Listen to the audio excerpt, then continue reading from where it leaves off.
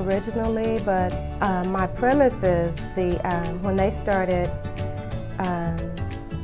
the desegregation laws, I don't remember exactly the year, but I'm thinking Classen stayed around until about the late 80s.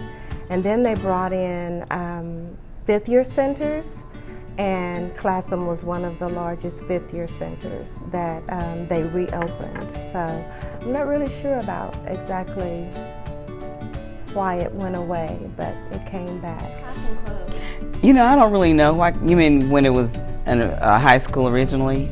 I honestly don't know the answer to that question. I have a suspicion that they closed it because they were in the process of building new high schools all around the city. And it's possible, this is my guess, that they built Northwest Classen, which was the new modern school, and they closed this old building because we're like the oldest high school building in town right now. Okay, that's what I think.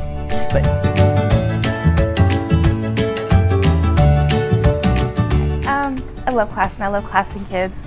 I think what's the best thing about here is how everyone is so close and supportive of each other.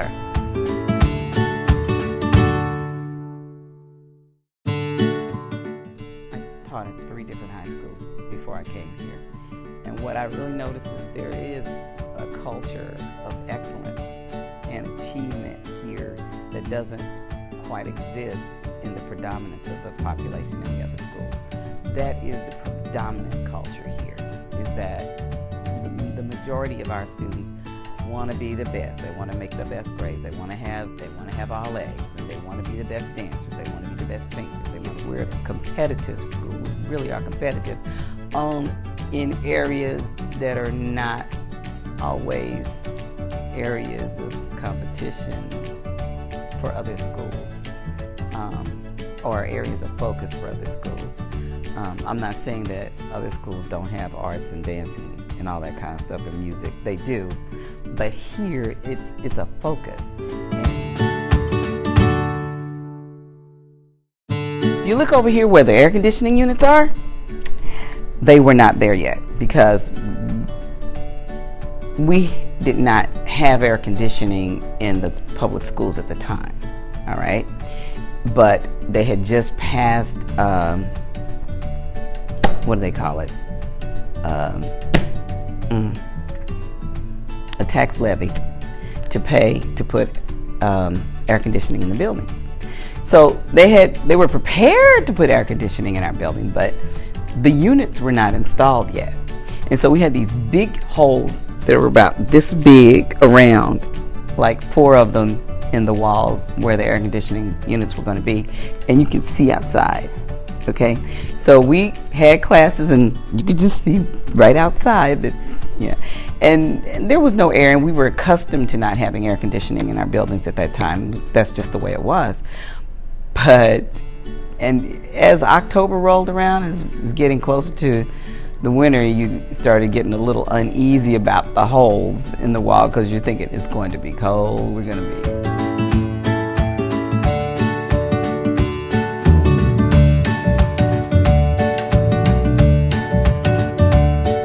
I think that this is a place for everyone. No matter who you are, you can find a place where you feel accepted and wanted.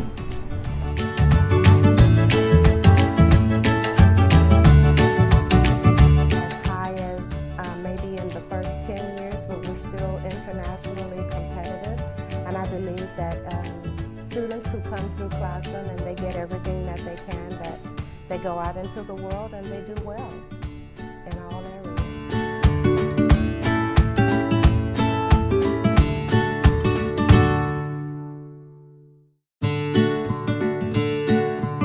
Well, for one thing, the population was smaller because it was an alternative school, so you didn't have nearly as many students, and the focus was different. It was just like a regular high school, more or less. But we're not a normal high school. You know that, right? Okay, so just a smaller population, and there were no arts. There were no art classes at the time being taught, to my knowledge. The auditorium was pretty much unused for the most part. And of course the building it's in its original old state. So.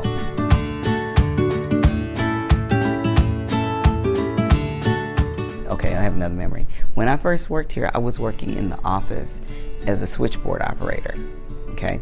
And we had this old-fashioned telephone system where you plug in and plug out to answer, plug in the plug to answer the phone and dial a number. And we had these really old telephones hanging on the walls in the rooms. That's how we communicated with the teachers. That was.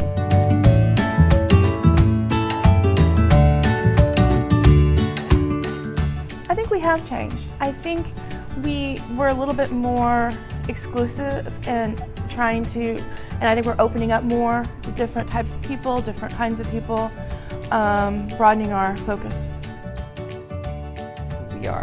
We're a competitive school. We really are competitive in areas that are not always areas of competition for other schools, or areas of focus for other schools. I'm not saying that other schools don't have arts and dancing and all that kind of stuff and music. They do, but here it's a focus, and being super good is a focus. And that's, I mean, students here cry when they don't get an A. They cry when they get B's. You don't see a lot of that in the other schools. It's just a different culture. I'm not saying that every student here is a A+ student, but when we first opened, the coolest thing first was the parents. We had the most amazing, and we still do, but I had never seen parent participation before like I saw when we came here to open classes. Solicit Classen students to go to the Capitol and protest, mistreatment of students. Classen went through an era, I want to say probably the 70s and 80s, when all of the students didn't feel like they were equally yoked in terms of how they were represented or taught. And a lot of leaders came out of Classen during the desegregation era. Here I always told my students to prepare well. And when we talk about our concerns about the longevity of Classen, I would tell them that it would take them to go out and be well-trained teachers and then come back and teach to keep the school going. And I see that happening now. Right now there are 3 teachers on staff that were in my middle school class when I was full-time teacher. So when I walk by people like Mary Corey and the new art teacher, Miss Parkhurst, and Mr. McKenzie, the German teacher, I see how those words are coming into reality, and so that makes me happy. How do we feel? We feel good. Oh, we feel so good. Oh.